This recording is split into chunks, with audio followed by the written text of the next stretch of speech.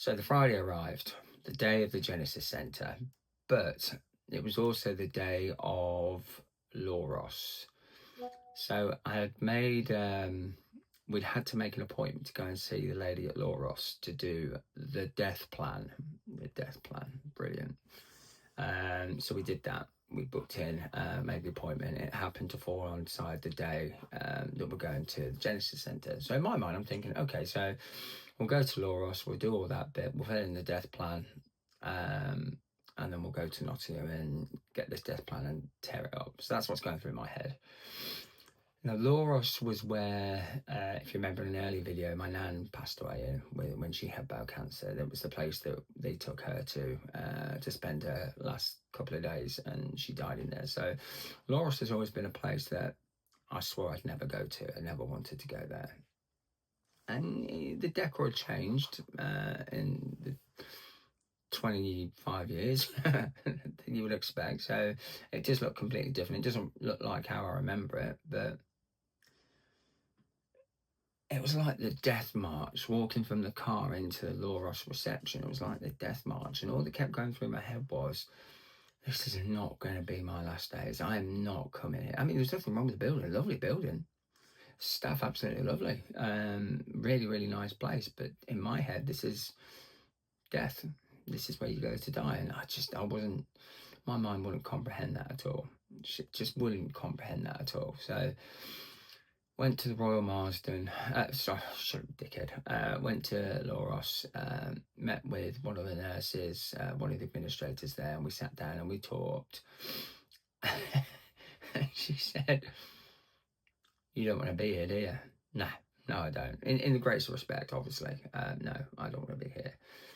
She said, it's I don't know if you've ever heard this before, but I look at your file and I look at you and I just don't get it. Because I've never heard that before.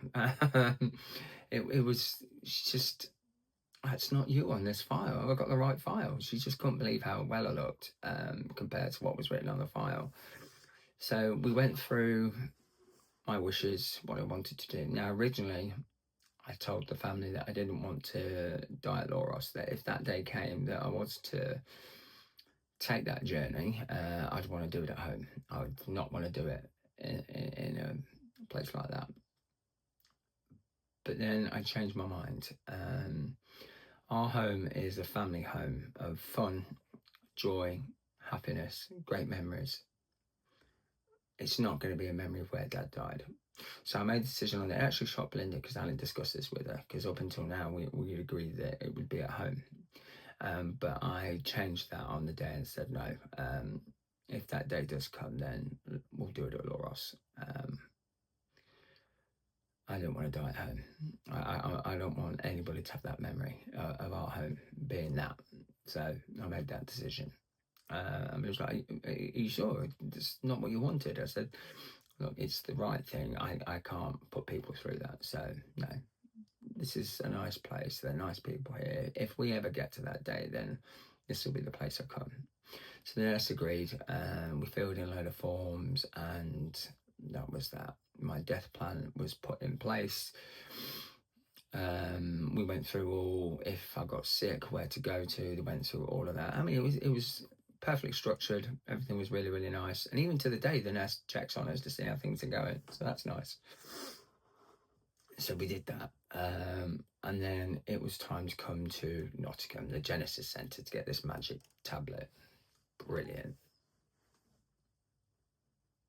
No, why would it be that easy? So we drive to Nottingham, which is about 45-minute drive, 50-minute drive. So in the grand scale of things, not that long. So we get there and we go to the Genesis Centre and we sit in reception and we wait and we wait. And it's now 20 minutes past the time. Speak to, there's not really a receptionist there, but there was people working on reception, but it wasn't really part of the Genesis Centre. So we said, look, is anything happening? Oh, no, your doctor's in the building. I'm sure he's just running over. Okay, so we wait and we wait and we wait, and we almost get to almost an hour. This isn't right. Come on, what's happening now? We're here. Is this happening or not? But I recognised the doctor from the first thing. I saw him walk out the building towards his car. It turned out the booking nurse had booked the wrong date by mistake. She'd booked somebody else in for that appointment and not me, but sent me the confirmation to say it was our appointment that day. So we'd been to Nottingham for absolutely nothing.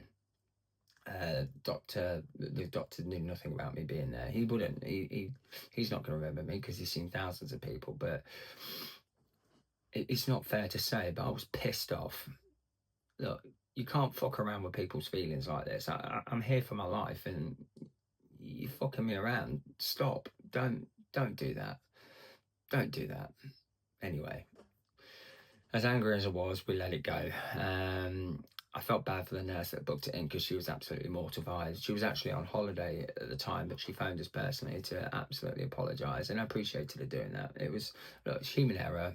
The moment I'm angry, but you think about it, you let things process, and we're all human. We all make mistakes, so just fine. Let's let it go, but let's rectify it. So when can I come in? So a new date was booked for me to come and see the Genesis Centre and finally meet my doctor, my new oncologist at this point anyway. So I'll tell you about that encounter in the next video.